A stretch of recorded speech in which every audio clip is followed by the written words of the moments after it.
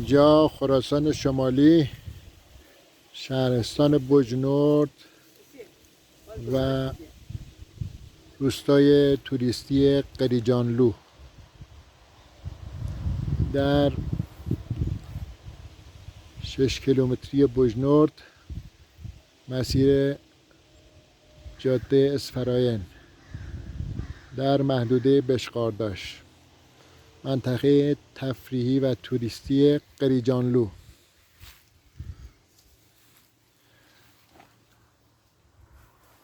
همکنون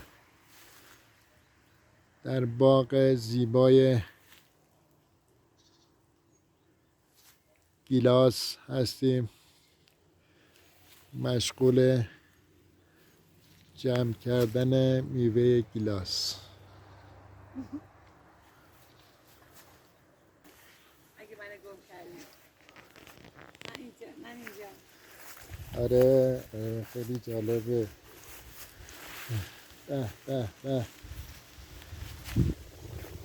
مشغول گیلاس جمع کردنی؟ بله، گیلاسای ما خیلی خوشگله، درشته و ارگانیک، یعنی نه سم داره نه کود حیوانی، خودش بهترین.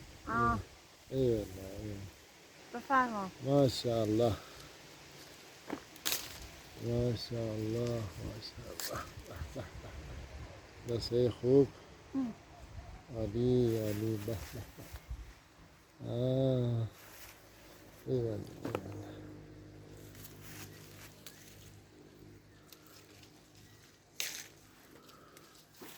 ماشاءالله اینها سرده، اینجا که فکر می‌کنی جا توی یخچال بوده. هوای خنک هوا خیلی خوبه و زیبا. عشق میکنم.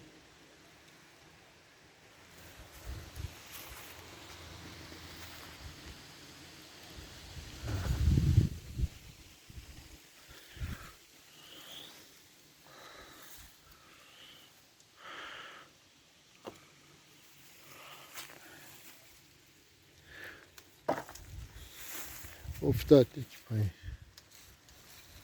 بله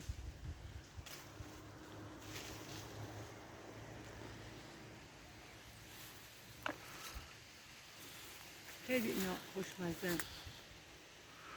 شما مزه کردید؟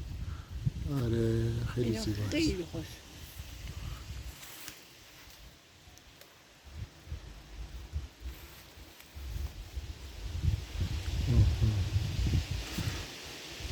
باغ تابات.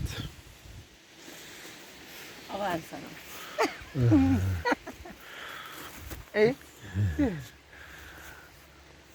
عجب میوهی، عجب ماشاءالله، میوهی. خودش الان برکت بده و ماشاءالله الهی شکر. ماشاءالله ماشاءالله این میوه ماشاءالله. خوبی که برای ما آفریدی و ما میتونیم الان ازش استفاده کنیم، بخوریم و تو رو شکر.